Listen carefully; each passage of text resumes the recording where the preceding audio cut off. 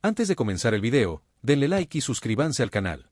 Presten atención a los detalles, porque en el mundo del narcotráfico, el lujo no es un privilegio, es una mortaja de seda. Imaginen una noche en Cuernavaca, la ciudad de la eterna primavera. El aire es denso, cargado con el perfume de las jacarandas y el olor metálico de la pólvora que está a punto de estallar. Estamos en diciembre de 2009. El complejo de lujo Altitude se alza como un monumento a la impunidad, pero dentro de sus muros, en el penthouse más exclusivo, habita un hombre que ha dejado de ser un fantasma para convertirse en una pesadilla de carne y hueso, Arturo Beltrán Leiva, conocido por sus sicarios como el Barbas o el Jefe de Jefe. Pero esta no es solo la historia de un operativo militar de élite, es la historia de lo que los muros de esa mansión absorbieron antes de que las granadas de fragmentación desnudaran su estructura. El ancla de este relato no es un arma, ni un fajo de billetes, sino un objeto pequeño, sagrado y profanado, un rosario de oro y diamantes, con una cuenta de rubí tallado que, si se mira de cerca, aún conserva una mancha microscópica de sangre seca que no pertenece al capo, sino a alguien que nunca debió estar allí. Arturo Beltrán Leiva no era un criminal común, era un estratega que vestía trajes de miles de dólares mientras ordenaba decapitaciones masivas. Su caída no fue solo el fin de una era para el cártel de los Beltrán Leiva,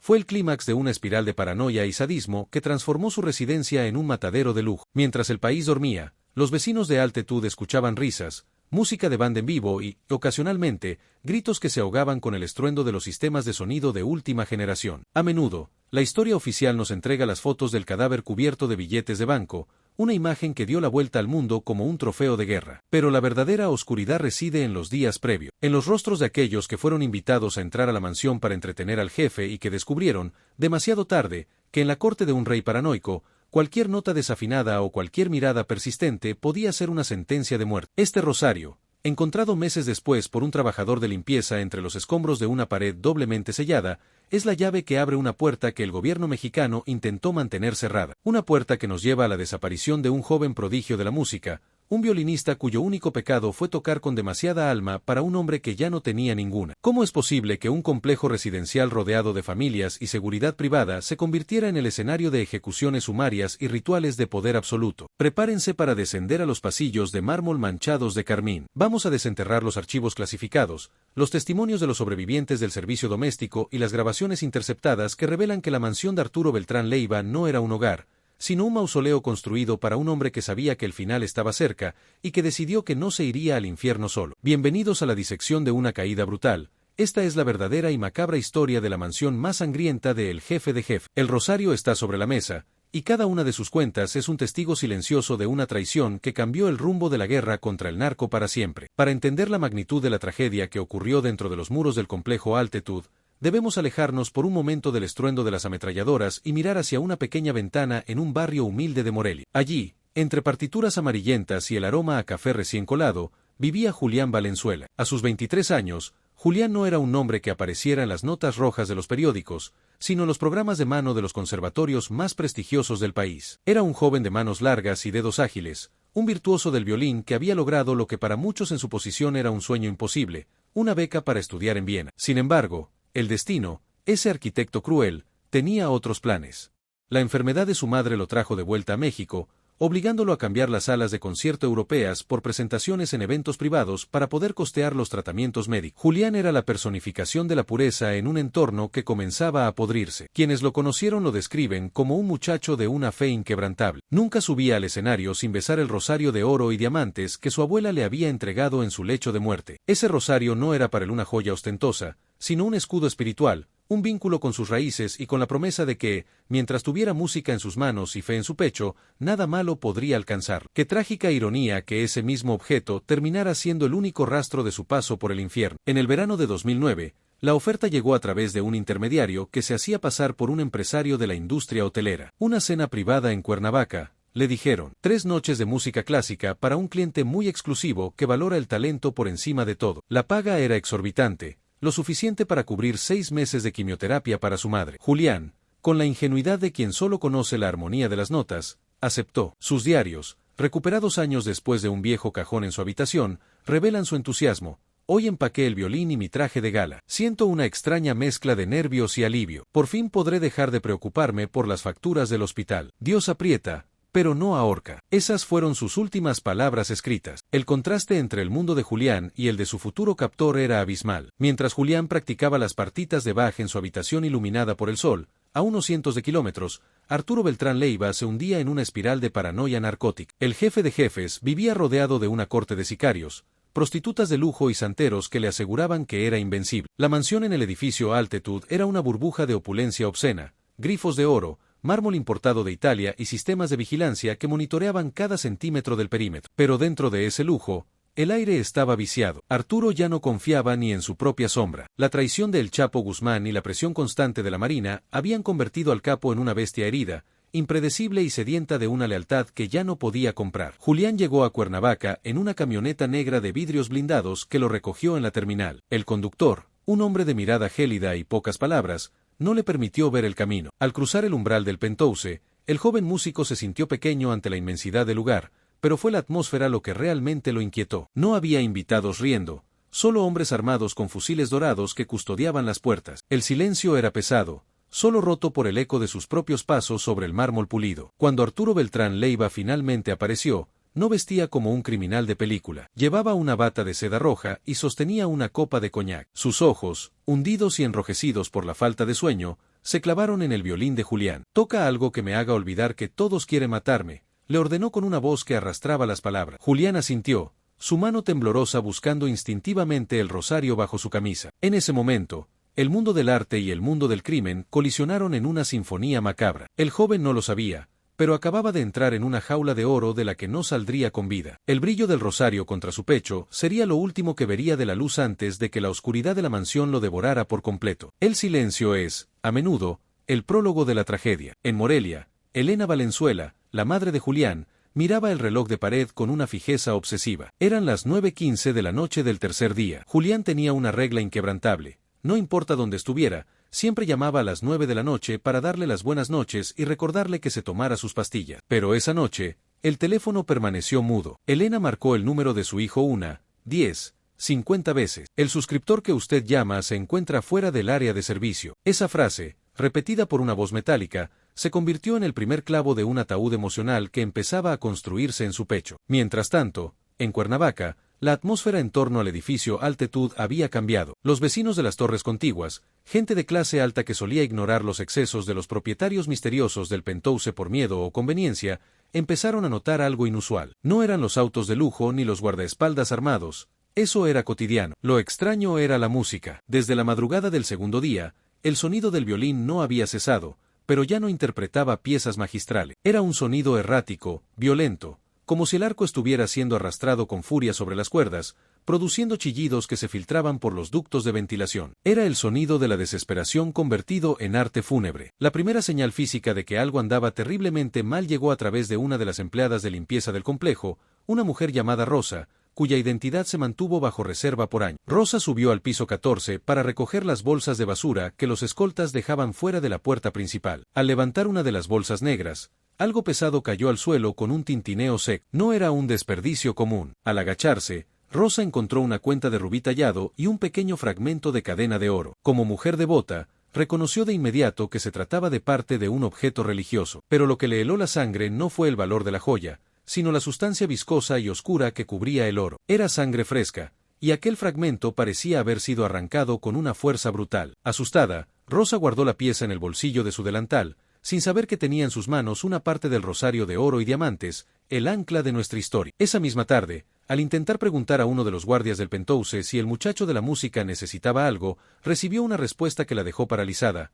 «Aquí no hay ningún muchacho, señora. Y si vuelve a preguntar, la que va a dejar de estar aquí es usted». El velo de silencio se había cerrado sobre Julián. En Morelia, la desesperación de Elena la llevó a contactar a Mateo, el mejor amigo de Julián. Mateo, un joven más audaz y conocedor de los peligros del México moderno, decidió rastrear el número de la supuesta agencia de eventos que había contratado a su amigo. Lo que encontró fue un vacío absoluto. La dirección era un lote baldío en las afueras de la ciudad y el nombre del contacto no existía en ningún registro legal. Fue en ese momento cuando la sospecha se convirtió en terror. Julián no estaba trabajando para un empresario, había sido llevado al corazón de una fortaleza del narcotráfico. Esa noche, Mateo recibió un mensaje de texto desde el teléfono de Julián. Solo decía 5 palabras, pero fueron suficientes para confirmar que el joven violinista estaba viviendo una pesadilla.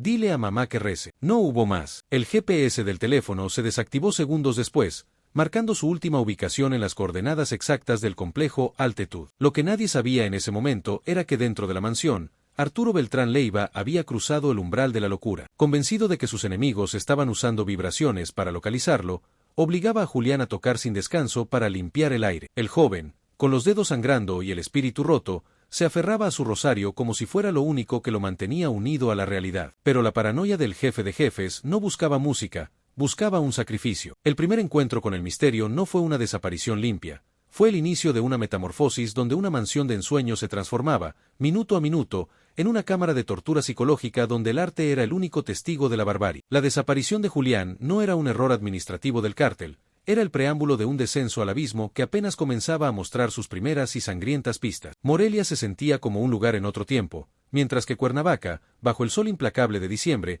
parecía una olla a presión a punto de estallar. Mateo llegó a la ciudad con poco más que una fotografía de Julián y un hambre de justicia que rozaba la imprudencia. No acudió a la policía local. En 2009, en el estado de Morelos, las placas de policía a menudo servían más para escoltar cargamentos que para proteger ciudadanos. En su lugar, Mateo se dirigió directamente al epicentro del misterio, el complejo residencial Altitud. Las 3 torres de cristal y acero se alzaban sobre la ciudad como centinelas de un reino prohibido. Desde la acera de enfrente, el edificio parecía el epítome de la modernidad y el éxito, pero para Mateo, cada ventana reflejaba una posibilidad de muerte. Su investigación comenzó en las sombras. Mateo no era un detective, pero entendía que en México, la verdad se encuentra hablando con quienes todos los demás ignoran. Pasó horas en una pequeña cafetería frente a la entrada del complejo, observando el desfile de camionetas blindadas con vidrios opacos que entraban y salían sin ser revisadas por la seguridad privada. Fue allí donde logró interceptar a Rosa, la empleada de limpieza que días antes había encontrado la cuenta de Rubí. El encuentro fue breve y cargado de terror. En un rincón apartado de una plaza comercial cercana,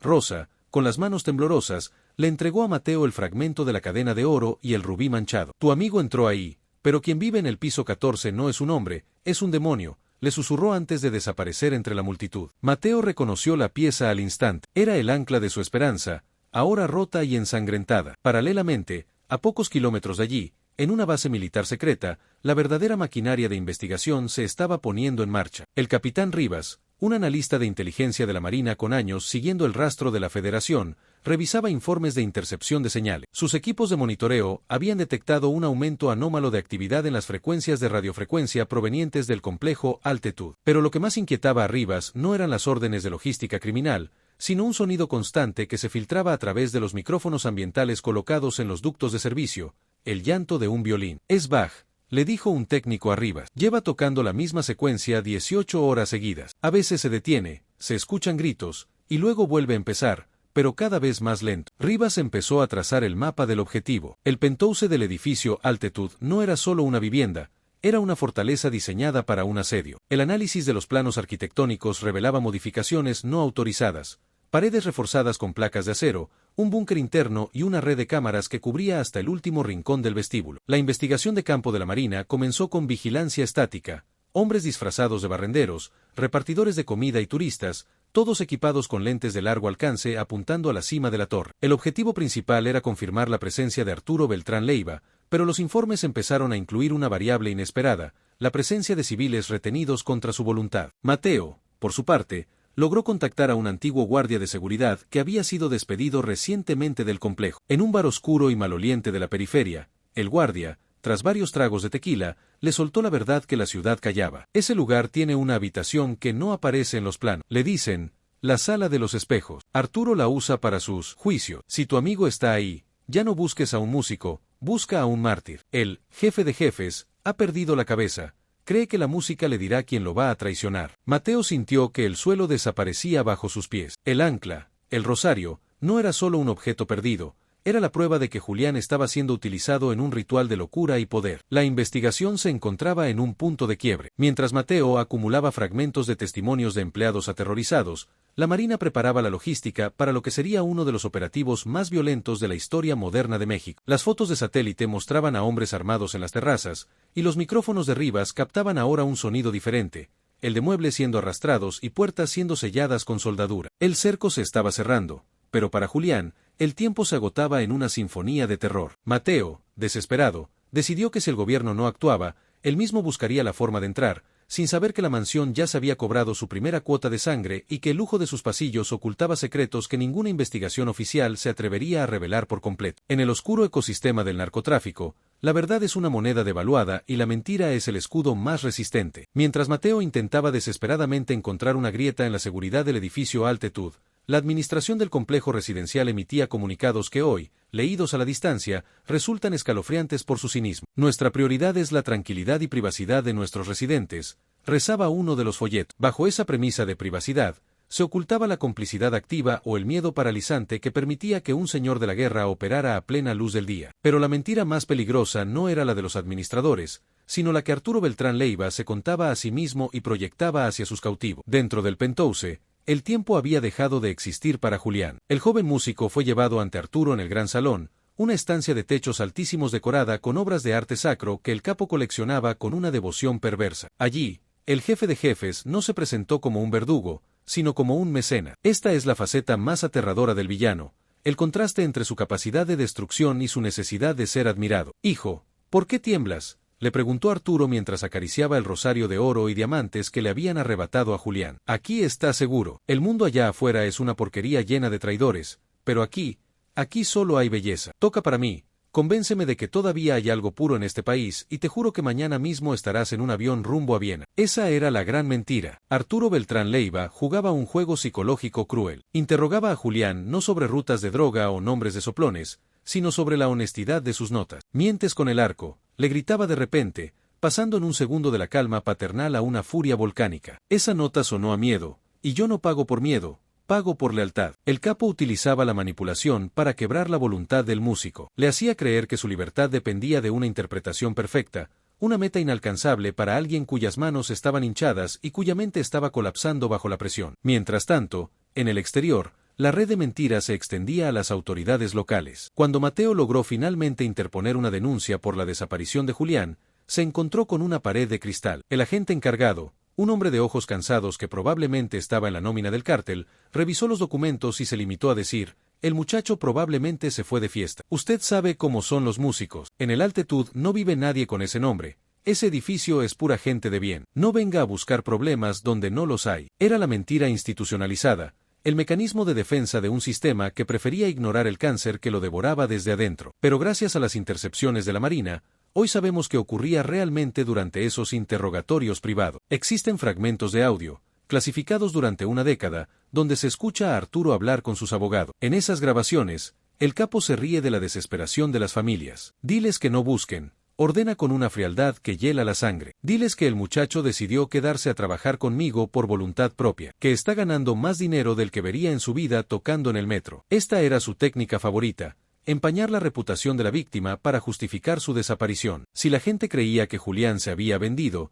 dejarían de buscarlo con la misma intensidad. El momento más crítico de este bloque de engaños ocurrió cuando Arturo, en un ataque de paranoia narcótica, obligó a Julián a sostener su propio rosario roto. «Si me juras sobre este Cristo que no eres un enviado de los Sinaloa para envenenar mi oído, te dejo ir ahora mismo», le dijo. Julián, con la voz quebrada, juró por su madre y por Dios que él solo era un violinista. Arturo lo miró fijamente, le devolvió el rosario y sonrió. «Te creo», dijo. Pero en el lenguaje de los Beltrán Leiva, esa era la mentira final. En el momento en que Arturo creía en alguien, ese alguien dejaba de serle útil. La manipulación había llegado a su fin. El jefe de jefes ya no buscaba música, buscaba un culpable para su inevitable caída, y el joven de Morelia estaba atrapado en el centro de esa tormenta de falsedades. La mansión, con sus espejos y sus mentiras, se preparaba para el siguiente acto: el desvío de la justicia. En la guerra por la narrativa, la primera baja es siempre la integridad de la víctima. Para la mitad de diciembre de 2009, la desaparición de Julián Valenzuela ya no era un secreto absoluto, pero la maquinaria de desinformación del cártel de los Beltrán Leiva comenzó a operar con una eficiencia quirúrgica. Si no podían silenciar el nombre del violinista, empañarían su memoria. Fue entonces cuando aparecieron los falsos rastros, una serie de migajas de pan envenenadas diseñadas para que la opinión pública y las autoridades menos comprometidas miraran hacia otro lado, lejos del edificio Altitud. La mañana del 14 de diciembre, una camioneta abandonada apareció en un paraje solitario de la carretera que conecta Cuernavaca con Tepoztlán. En su interior, la policía estatal, actuando bajo las órdenes veladas de los emisarios de Arturo, descubrió una maleta que contenía la identificación de Julián, algunas de sus partituras, y lo más perturbador, 2 kilos de cocaína de alta pureza junto a una pistola con cachas de oro grabada con las iniciales de un grupo rival, el Cártel de Sinaloa. La prensa local, alimentada por filtraciones interesadas, no tardó en publicar el titular: músico desaparecido era presunto mensajero de El Chapo. Para Mateo, que seguía cada noticia desde su escondite en un motel de mala muerte, aquello fue un golpe al estómago. Él conocía a Julián. Sabía que su único vicio era el café cargado y su única ambición era perfeccionar el concierto para violín de Tchaikovsky. Sin embargo, el mundo empezaba a creer la mentira. La narrativa oficial se estaba cocinando. Julián no era una víctima, era un peón en una guerra de gigantes que había jugado mal sus cartas. Esta es la técnica clásica de los Beltrán Leiva, la infamia preventiva. Si la víctima parece culpable, su muerte no exige justicia, solo un archivo. Pero el engaño no terminó ahí. Mateo recibió una llamada anónima en su teléfono desechable. Una voz distorsionada le dio una ubicación: un rancho en las afueras de Jutepec. Tu amigo está ahí. Lo tienen trabajando en una cocina de droga. Si llegas antes que los contras, tal vez lo salves, le dijeron. Mateo, cegado por la desesperación y la culpa de haber dejado que su amigo viajara solo, cayó en la trampa. Condujo hasta el lugar, una propiedad abandonada rodeada de maleza. Al entrar, no encontró a Julián, sino una escena montada para un asesinato, una silla vacía, una cámara de video encendida y un mensaje pintado con sangre en la pared que decía: por traidor. Fue un momento de terror absoluto. Mateo se dio cuenta de que lo habían atraído allí para convertirlo en el próximo cadáver de la lista, o peor aún, para usarlo como evidencia de la supuesta vida criminal de Julián. Apenas logró escapar antes de que una patrulla de la policía local, casualmente alertada por una llamada ciudadana, llegara al lugar. Los falsos rastros estaban cumpliendo su función. Estaban agotando el tiempo, los recursos y la cordura de quienes buscaban la verdad. Mientras tanto, en el centro de mando de la Marina, el capitán Rivas observaba el despliegue mediático con un escepticismo gélido. Él tenía algo que los medios y la policía local no tenían: la señal del rosario de oro y diamante. No es que el rosario tuviera un GPS, sino que los micrófonos de alta sensibilidad dentro del edificio Altitud habían captado un sonido inconfundible. Durante un interrogatorio grabado, se escuchó el golpe metálico del rosario contra una mesa de mármol, seguido por la voz de Arturo Beltrán Leiva burlándose de la fe del muchacho. Mira esto, Rivas, le dijo el capitán a su segundo al mando. Si el muchacho está en Jutepec vendiendo droga para el Chapo, ¿cómo es que su rosario sigue sonando en el piso 14 de Altitud? Nos están vendiendo un teatro. La cortina de humo era densa. Se reportaron avistamientos falsos de Julián en aeropuertos, en fiestas privadas en Guadalajara y hasta en un video borroso de una cámara de seguridad en un banco de Texas. Cada una de estas pistas era un callejón sin salida, una maniobra de distracción para que Arturo pudiera terminar sus rituales y preparar su huida. El jefe de jefes estaba convencido de que, si lograba desviar la atención el tiempo suficiente, la Marina se cansaría y él podría desaparecer una vez más en las montañas de Guerrero. Este bloque representa el punto más bajo de la esperanza. La memoria de la víctima es atacada, los investigadores son confundidos y el villano parece ganar la batalla de la percepción. Pero en el fondo de ese laberinto de espejos, el ancla, el rosario ensangrentado, seguía siendo el único punto de luz real. La mentira de la camioneta abandonada y la droga plantada no pudo borrar un hecho fundamental que Rivas anotó en su informe: la música en el Penthouse ha cambiado. Ya no es Bach, ahora es un solo de violín que suena a Requiem. El engaño estaba por romperse, no por una confesión,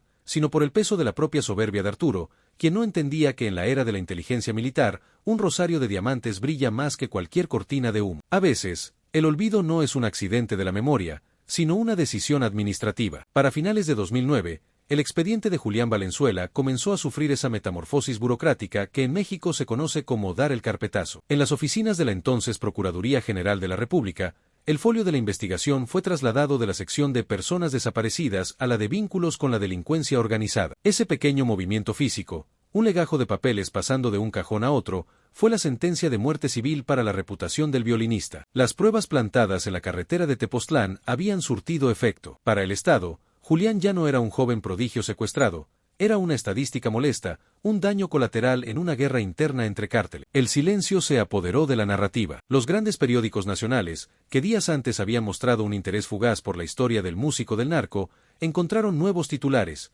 crisis económicas, escándalos políticos y otros enfrentamientos más vistosos. La historia de la mansión en el edificio Altitud se desvaneció de la opinión pública como el humo de un cigarro en una habitación ventilada. Mateo, perseguido por la policía local bajo cargos falsos de obstrucción a la justicia, se vio obligado a esconderse en una casa de seguridad en la periferia de la Ciudad de México. Desde la clandestinidad, Veía con impotencia cómo el rastro de su amigo se enfriaba bajo una capa de indiferencia y corrupción. En Morelia, la casa de los Valenzuela se convirtió en un mausoleo en vida. Elena, cuya salud se deterioraba a pasos agigantados por la falta de tratamiento y el peso del dolor, pasaba las horas sentada frente al teléfono, esperando un milagro que no llegaba. La habitación de Julián permanecía intacta, el atril con la partitura del Capricho número 24 de Paganini, el estuche vacío del violín y el aroma a resina que aún impregnaba las cortinas. Pero el mundo exterior ya le había dado la espalda. Las visitas de los amigos cesaron, las llamadas de apoyo se convirtieron en silencios incómodos cuando se mencionaba la droga encontrada en la maleta. La mentira del patrón había ganado. Julián estaba siendo borrado de la historia,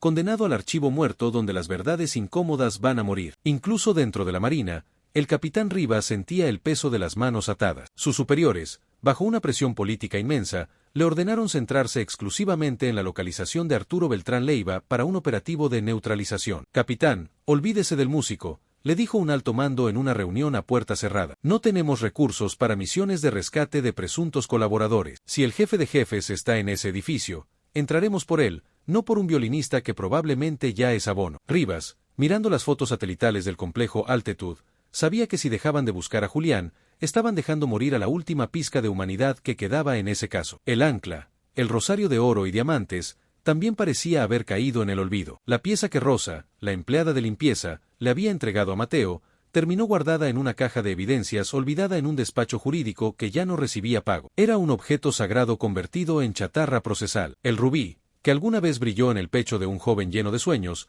ahora estaba cubierto por el polvo de un sistema judicial que prefiere el silencio a la justicia. La mansión Altitud, mientras tanto, seguía allí, imponente y silenciosa. Desde afuera, nada delataba lo que ocurría en el piso 14. Las luces se encendían y apagaban, los servicios de catering seguían llegando, y el lujo continuaba fluyendo como si la sangre nunca hubiera manchado sus suelos de mármol. Este es el punto más oscuro de nuestro relato, el momento en que el sistema se rinde y la impunidad se asienta. El callejón sin salida no fue solo un bloqueo en la investigación, fue una derrota moral. El caso de Julián Valenzuela fue archivado bajo la etiqueta de sin pistas concluyentes. Los archivos fueron sellados, los testigos intimidados y la madre de la víctima abandonada a su suerte. Parecía que Arturo Beltrán Leiva se saldría con la suya, que su mansión sangrienta quedaría como un secreto eterno oculto tras los cristales ahumados de Cuernavaca. Pero el destino, al igual que una pieza musical bien compuesta, tiene sus propios tiempos y sus propios giros inesperados. Lo que Arturo no sabía es que, en el rincón más polvoriento del archivo,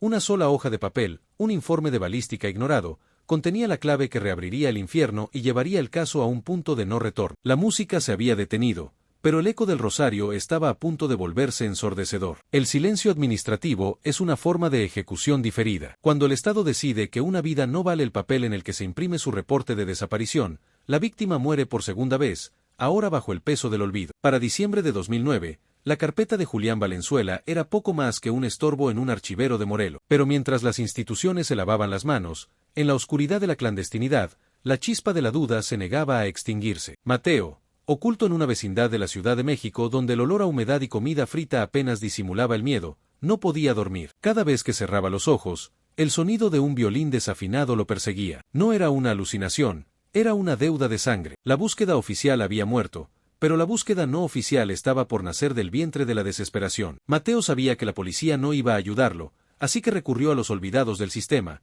periodistas de nota roja que habían sido despedidos por saber demasiado y exmilitares que habían servido bajo el mando de los Beltrán Leiva antes de desertar horrorizado. Fue así como llegó a El Sombra, un antiguo enlace de comunicaciones del cártel que ahora vivía en un estado de paranoia permanente. En una habitación saturada de humo de tabaco y monitores de rayos catódicos, El Sombra le reveló a Mateo algo que el gobierno había ocultado. Tu amigo no está en ninguna cocina de droga. Las frecuencias que captamos antes de que sellaran el piso 14 no eran de un traidor negociando. Eran gritos convertidos en notas. Arturo no lo tiene trabajando, lo tiene como su amuleto de la mala suerte. El ancla de nuestra historia, el rosario de oro y diamantes, volvió a aparecer en esta etapa, pero de una forma espectral. Mateo consiguió, a través de un contacto en el servicio forense, una fotografía filtrada de un objeto no catalogado encontrado en una redada secundaria en otra propiedad de Arturo. En la foto, sobre una mesa de madera fina, yacía una parte de la cadena del rosario que él conocía tan bien, pero lo que le heló la sangre fue lo que estaba junto a ella, una uña humana, arrancada de raíz, y una pequeña nota escrita a mano con una caligrafía temblorosa que decía, perdón por fallar en la nota sol. Era la prueba de que Julián seguía vivo, pero atrapado en un juego de tortura psicológica que superaba cualquier película de terror. Arturo Beltrán Leiva no solo quería un músico, quería romper el espíritu de alguien que aún conservaba la pureza que él había perdido décadas atrás. Mientras tanto, en la Marina, el capitán Rivas operaba en una zona gris de la legalidad. Desobedeciendo las órdenes directas de sus superiores de olvidar el asunto del músico, Rivas continuó analizando las grabaciones ambientales del edificio Altitud por su propia cuenta. Utilizando un software de análisis de frecuencias de última generación, logró aislar el sonido del violín del estruendo de la música de banda y las risas de los sicarios. Lo que descubrió fue aterrador. Julián estaba usando su música para enviar un mensaje en clave. No era Morse, era algo más profundo. Rivas, cuyo padre había sido profesor de música, notó que Julián repetía constantemente una secuencia de notas que correspondían a las coordenadas de una propiedad que no figuraba en los mapas oficiales del cártel. Era un mensaje de auxilio codificado en la estructura de una sonata de Bach. La desesperación crecía en Morelia. Elena, la madre de Julián, ya no podía levantarse de la cama. Su fe, personificada en el rosario desaparecido de su hijo, se estaba desvaneciendo. Si Dios no escucha el violín de Julián, es porque Dios ya no vive en este país, le dijo a una vecina. Esta frase se convirtió en el lema de los pocos que aún se atrevían a pedir justicia. El vacío dejado por Julián no era solo un espacio en una casa, era un agujero negro en el corazón de una comunidad que veía como el mal absoluto, encarnado en el jefe de jefes, devoraba a sus jóvenes más brillantes. Mateo y Rivas, sin conocerse aún, estaban convergiendo en la misma verdad. El tiempo de la diplomacia y los expedientes había terminado. La búsqueda no oficial estaba a punto de chocar con la realidad del operativo militar que se gestaba en las sombras. El desierto de esperanza en el que se encontraban comenzó a llenarse de señales. Mateo recibió un último mensaje de texto de un número desconocido. El Barbas va a celebrar su última cena esta semana. El postre será sangre. El ancla de la historia, ese rosario que conectaba el cielo con el infierno, estaba a punto de ser el testigo central de una de las noches más violentas en la historia de México. La desesperación se transformó en una resolución gélida. Ya no se trataba de salvar a Julián, se trataba de rescatar lo que quedaba de su alma de las manos de un hombre que se creía un dios. El callejón sin salida se estaba abriendo, pero lo que había al otro lado no era la luz, sino el fuego de la confrontación final. El 16 de diciembre de 2009, el aire en Cuernavaca se sentía cargado de una electricidad estática, como si la atmósfera misma supiera que el orden de las cosas estaba a punto de colapsar. La mentira que el cártel de los Beltrán Leiva había tejido sobre la desaparición de Julián Valenzuela comenzó a deshilacharse por el eslabón más débil, la vanidad humana. Arturo Beltrán Leiva, en su delirio de grandeza y paranoia inducida por el consumo masivo de cocaína, cometió el error que los criminales de su estirpe siempre cometen, grabó su propio pecado. El avance no llegó a través de una confesión judicial, sino mediante un pequeño objeto que Mateo recuperó en un callejón detrás del complejo Altitud. Rosa, la empleada de limpieza que había sido despedida y amenazada, no pudo cargar con el peso de su conciencia. Antes de huir de la ciudad, le entregó a Mateo una tarjeta SD que había encontrado oculta dentro de un bote de basura de lujo en el piso 14, envuelta en un pañuelo de seda manchado. Lo que contenía esa tarjeta no solo restauraría la reputación de Julián, sino que destruiría para siempre la narrativa del músico colaborador. Mateo insertó la tarjeta en una vieja laptop en un café internet de mala muerte. La pantalla se iluminó con un video de baja resolución, grabado con un teléfono celular. La imagen era granulosa, pero el contenido era visceral. En el centro de la sala de los espejos de la mansión, se veía a Julián. Sus manos, aquellas manos que debían estar tocando en Viena, estaban envueltas en vendajes improvisados y empapados en sangre. Frente a él, Arturo Beltrán Leiva, sentado en un trono de cuero negro, sostenía el violín del muchacho como si fuera un juguete de plástico. En el suelo, justo entre los dos,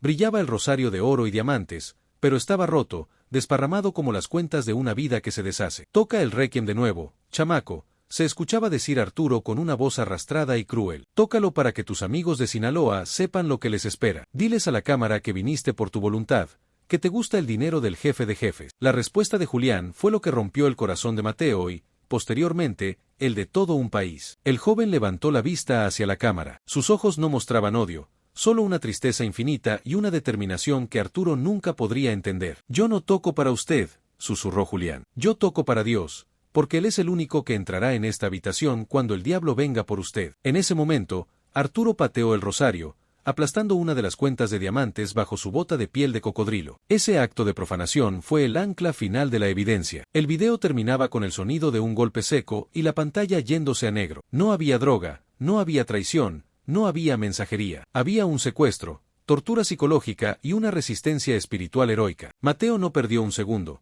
Sabía que ese video era la llave que el capitán Rivas necesitaba para forzar la mano de sus superiores. Simultáneamente, En el Centro de Inteligencia de la Marina, Rivas había logrado un avance técnico definitivo. Al limpiar el audio de las interceptaciones ambientales de esa misma tarde, detectó un cambio en el patrón de la música de Julián. No era un requiem. Julián, usando el entrenamiento auditivo de un virtuoso, estaba imitando con las cuerdas de su violín el patrón rítmico de los códigos de radio que los sicarios usaban en los pasillos. Estaba delatando las posiciones de los francotiradores en las terrazas, el número de hombres en la puerta principal y, lo más importante, la ubicación exacta de la habitación blindada donde Arturo dormía. La evidencia era irrefutable. El jefe de jefes estaba acorralado en su propio laberinto de espejos, y Julián, el joven al que intentó quebrar, se había convertido en el espía más eficaz del Estado mexicano. Cuando Rivas recibió el video enviado por Mateo a través de un canal seguro, la orden de asalto no tardó ni 5 minutos en ser firmada. Ya no era una operación de neutralización política, era una misión de rescate y castigo. El avance había destruido la coartada oficial. La verdad sobre la mansión más sangrienta de Cuernavaca ya no podía ocultarse tras comunicados de prensa. El rosario roto en el video era la prueba del crimen,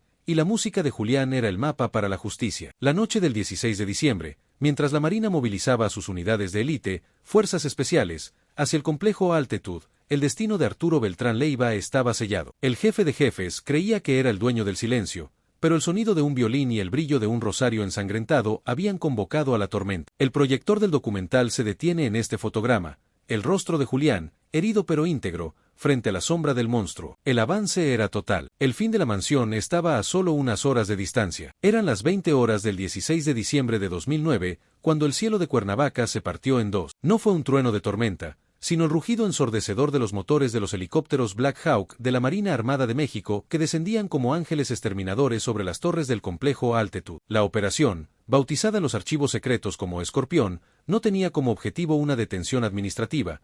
Era una incursión de guerra quirúrgica en una zona residencial de lujo. Mientras los vecinos se refugiaban en sus bañeras y cubrían a sus hijos con colchones, el piso 14 se convertía en el epicentro de un infierno de pólvora y plomo. La confrontación no fue solo física, sino simbólica. Por un lado, la fuerza del Estado, decidida a decapitar a una de las organizaciones más sanguinarias del continente. Por el otro, Arturo Beltrán Leiva, el jefe de jefes, quien en su delirio final había decidido que su penthouse sería su búnker o su mausoleo, pero nunca su celda. Los sicarios de Arturo, armados con fusiles Barrett .50 y granadas de fragmentación, convirtieron los pasillos de mármol en trinchera. El humo de las explosiones activó los sistemas de riego, y pronto, el agua comenzó a mezclarse con la sangre, creando una corriente carmesí que bajaba por las escaleras de emergencia. Dentro del penthouse, la atmósfera era de una irrealidad absoluta. Los archivos de balística posteriores detallan que se dispararon más de 5.000 cartuchos en menos de 3 horas. Arturo, vestido con su ahora icónica camisa de seda, se movía por las habitaciones como un animal acorralado. No buscaba una salida, buscaba su destino. El ancla de nuestra historia, el rosario de oro y diamantes, se encontraba en ese momento sobre un piano de cola en el salón principal, vibrando con cada estruendo de las granadas. Era el último vestigio de orden en un mundo que se caía a pedazo. El capitán Rivas, liderando uno de los grupos de asalto, fue el primero en cruzar la brecha de la puerta principal tras una explosión controlada. Lo que vio quedó registrado en su informe confidencial. La estancia olía a incienso, pólvora y coñac caro. Los espejos, que antes reflejaban la soberbia del capo, ahora eran millones de esquirlas que herían a quien intentara avanzar. En medio del caos, Rivas buscaba desesperadamente al joven violinista. Según las interceptaciones, Julián debería estar en la habitación contigua a la biblioteca, pero el fuego cruzado era tan denso que avanzar 1 metro costaba vidas. La confrontación final con Arturo fue rápida y brutal. El jefe de jefes salió de su habitación disparando 2 pistolas doradas, gritando obscenidades y desafiando a la muerte. No hubo rendición, no hubo palabras finales de arrepentimiento. Cayó acribillado cerca de la entrada, su cuerpo rodeado de miles de pesos y dólares que sus propios sicarios, o tal vez él mismo en un último gesto de cinismo, habían esparcido por el suelo. Pero la imagen que capturaron los peritos fotógrafos y que luego fue filtrada a la prensa, la del cadáver cubierto de billetes ensangrentados, ocultaba un detalle que solo Rivas notó en ese momento. La mano de Arturo intentaba alcanzar el rosario de Julián, que había caído del piano durante el tiroteo. Incluso en el umbral de la muerte,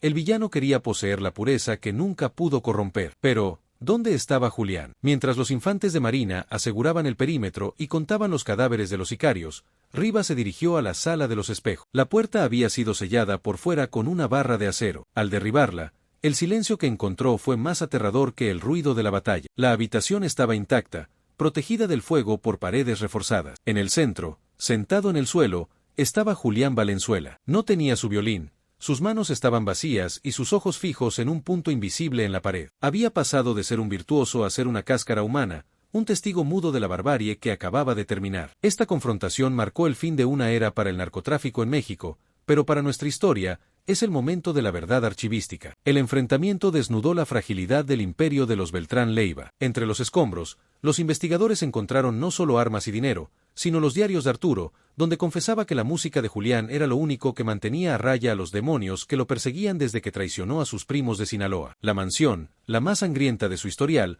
había cumplido su función. Fue el escenario de una justicia violenta que no dejó espacio para la piedad. La caída de Arturo fue el clímax del documental, pero el verdadero misterio, lo que sucedió en los últimos minutos entre el capo y el músico antes de que entrara la Marina, estaba a punto de ser revelado en la sala de interrogatorio. El rosario, recuperado de entre los billetes de la escena del crimen, volvería a ser el centro de la confesión que cambiaría el sentido de este caso para siempre. La habitación de interrogatorios de la sede de la Marina era un cubo de concreto frío, iluminado por una luz fluorescente que zumbaba como un insecto atrapado. El aire olía a desinfectante y a sudor rancio. Sobre la mesa de metal, el capitán Rivas colocó una bolsa de evidencias transparente. Dentro estaba el rosario de oro y diamantes, ahora con la cadena rota y varias cuentas menos. Frente a él, esposado a la silla, se encontraba el Comanche, el jefe de seguridad de Arturo Beltrán Leiva, uno de los pocos sobrevivientes del piso 14. Su rostro estaba marcado por las esquirlas del asalto y sus ojos reflejaban la derrota de quien ha visto morir a su dios de carne y hueso. Dime por qué lo tenían ahí, soltó Rivas, su voz baja pero cargada de una amenaza gélida. No era por la música. Arturo no sabía distinguir un violín de una ametralladora. ¿Por qué el muchacho? El Comanche soltó una risa seca,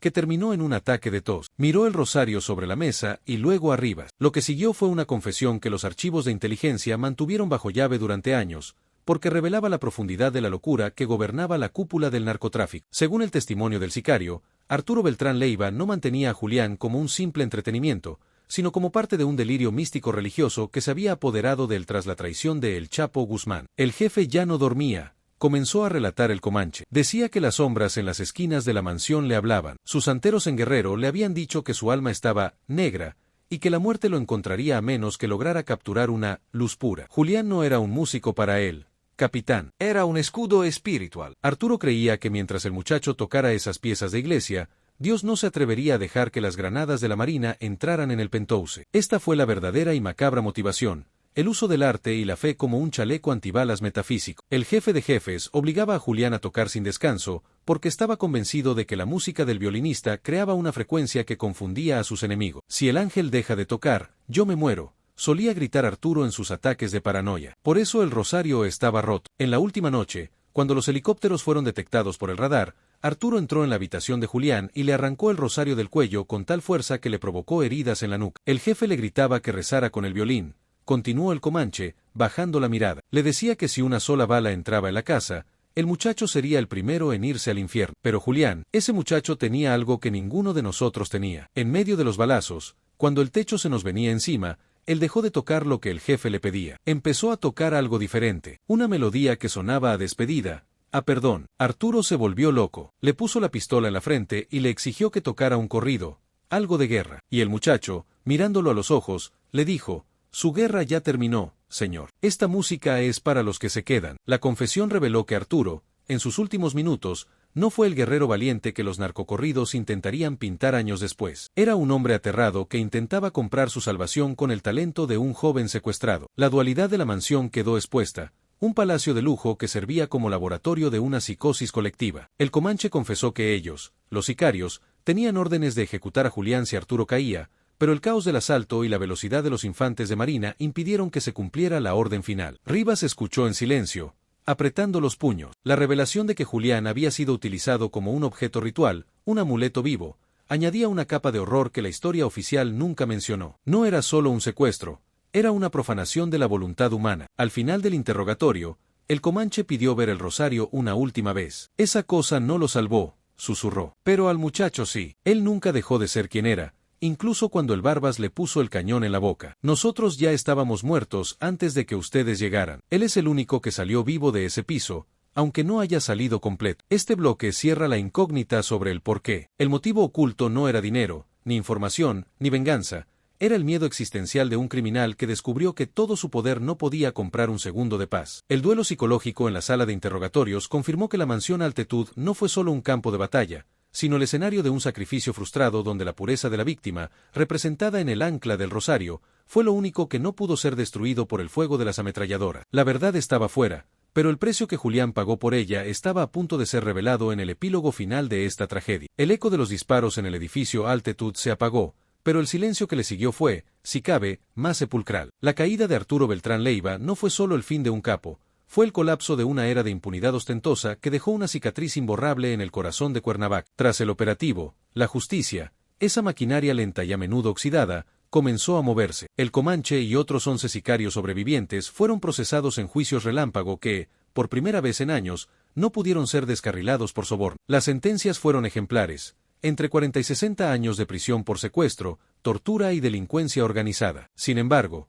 para quienes conocieron la historia de Julián Valenzuela, la palabra justicia siempre sonaría a poco. El destino de Julián es la nota más amarga de este requiem. Aunque fue rescatado con vida, el joven que salió de la sala de los espejos no era el mismo que entró. El daño en los nervios de sus manos, provocado por la tortura y por haber sido obligado a tocar durante jornadas inhumanas, le arrebató su don. Julián nunca volvió a tocar el violín. Hoy, vive en un lugar apartado, lejos de los escenarios y de la mirada pública. Quienes lo han visto dicen que sus manos aún tiemblan cuando escucha música clásica. El jefe de jefes no pudo matarlo, pero logró algo quizás más cruel, silenciar la música que habitaba en su alma. Elena Valenzuela, la madre de Julián, falleció pocos meses después del rescate. Los médicos hablaron de una falla multiorgánica agravada por el cáncer, pero Mateo, que nunca se separó de ellos, sabe la verdad.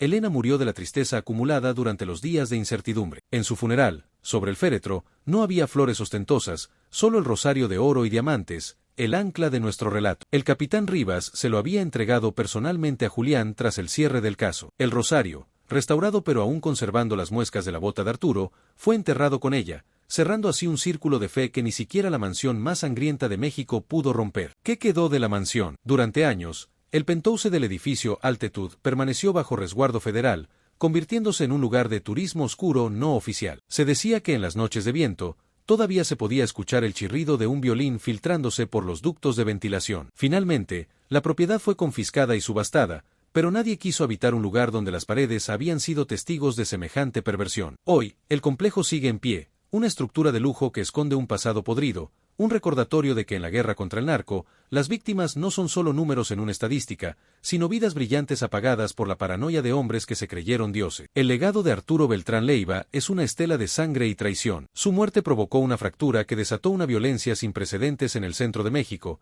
pero también demostró que ningún búnker es impenetrable y que ninguna mentira es eterna. Los archivos de Operación Escorpión ahora son parte de la historia negra del país, un testimonio de la brutalidad de una época que muchos prefieren olvidar, pero que nosotros tenemos el deber de recordar para que la memoria de los inocentes no se pierda en el ruido de la metralla. Llegamos al final de este oscuro descenso. Al cerrar este expediente, nos queda una reflexión gélida. El mal puede construir palacios de mármol y rodearse de diamantes, pero la verdad tiene una frecuencia que no puede ser silenciada. La historia de la mansión de Arturo Beltrán Leiva no es una crónica de gloria criminal, sino una advertencia sobre el costo humano de la ambición desmedida. Como dijo un analista de inteligencia años después del operativo, Arturo murió rodeado de billetes, pero Julián vivió para ver cómo el nombre de su captor se convertía en sinónimo de basura. Esa fue la única victoria real. Cerramos este documental con una cita que fue encontrada escrita en una de las paredes de la celda del Comanche, una frase que resume la esencia de esta tragedia.